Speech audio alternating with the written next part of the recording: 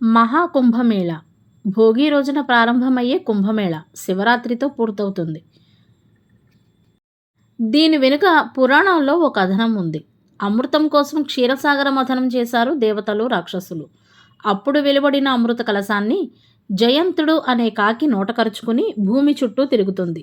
ఈ జయంతుడు అనే కాకి ఎవరో కాదు, ఇంద్రుడి కొడుకు. గౌతమ మహర్షి శాప ప్రభావంతో కాకిగా మారి చివరకు రాముడి చేతిలో శాప విమోచనం పొందుతాడు.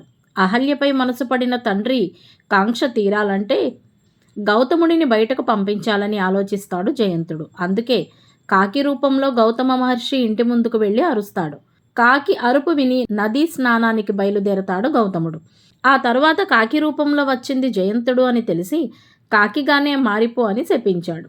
ఈ జయంతుడు అమృత కలశాన్ని తీసుకుని 12 రోజుల పాటు భూమి చుట్టూ తిరిగాడు, రాక్షసులకు అందకుండా.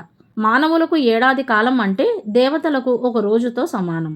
దక్షిణాయనం రాత్రి సమయం, ఉత్తరాయణం పగటి సమయం అని అందుకే చెబుతారు. ఈ లెక్కన దేవతలకు 12 రోజులు అంటే మానవులకు 12 సంవత్సరాలు అని అర్థం. అందుకే 12 ఏళ్లకొకసారి కుంభమేళా నిర్వహిస్తారు. జయంతుడు అమృత కలశం తీసుకుని భూమి మొత్తం తిరిగినప్పుడు ఆ అమృత కలశం నుండి 4 చుక్కలు ఈ 4 ప్రదేశాల్లో పడ్డాయి. అందుకే ఇవి అత్యంత పవిత్రమైన ప్రదేశాలుగా చెబుతారు పండితులు. అమృతం పడిన ఆ 4 ప్రదేశాల్లో ప్రయాగ్రాజ్, హరిద్వార్, ఉజ్జయిని, నాసిక్.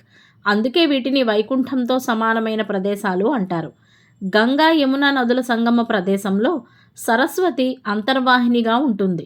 ఈ త్రివేణి సంగమంలో కుంభమేళా సమయంలో రాజస్నానం ఆచరిస్తారు. సాధారణ కుంభమేళా 4 ఏళ్లకొకసారి జరుగుతుంది. 6 ఏళ్లకొకసారి జరిగేదాన్ని అర్ధ కుంభమేళా అంటారు. ఇది హరిద్వార లేదా ప్రయాగలో జరుగుతుంది. పూర్ణ కుంభమేళా అనేది 12 ఏళ్లకొకసారి జరుగుతుంది. ప్రయాగ, హరిద్వార్, ఉజ్జయిని, నాసిక్లో జరుగుతుంది. 12 పూర్ణ కుంభమేళాలు పూర్తి చేసిన తరువాత అంటే 144 సంవత్సరాలకు ఒకసారి అలహాబాదులో మహాకుంభమేళా నిర్వహిస్తారు. ప్రస్తుతం జరుగుతున్న పూర్ణ కుంభమేళానే మహాకుంభమేళా అని అంటున్నారు. వాస్తవానికి మహాకుంభమేళా చూసే అదృష్టం ప్రతి 3 తరాల్లో ఒక తరం వారికి మాత్రమే చూసే అదృష్టం దక్కుతుంది. మహాకుంభమేళా 2025వ సంవత్సరంలో రాజస్నానం ఆచరించేందుకు ప్రత్యేక తిథులివే. 2025 జనవరి 13వ తేదీ పుష్యపూర్ణిమ కుంభమేళాల్లో చేసే స్నానాల్లో అత్యంత పవిత్రమైన రాజస్నానం ఈ రోజు చేస్తారు. రెండవ రోజు స్నానం 2025 జనవరి 14వ తేదీ మకర సంక్రాంతి రోజు. మూడవ రోజు 2025వ సంవత్సరం జనవరి 29 మౌని అమావాస్య రోజు. నాలుగవ రోజు స్నానం 2025 ఫిబ్రవరి 3వ తేదీ వసంత పంచమి రోజు. ఐదవ రోజు స్నానం 2025వ సంవత్సరం ఫిబ్రవరి నెల 4వ తేదీ అచల నవమి రోజున. ఆరవ రోజు స్నానం 2025 ఫిబ్రవరి 12వ తేదీ మాఘ పూర్ణిమ రోజు. చివరి రోజు స్నానం అనగా చివరి రాజస్నానం 2025వ సంవత్సరం ఫిబ్రవరి నెల 26వ తేదీ మహాశివరాత్రి నాడు. ఇదండి ఇవాల్టి వీడియో.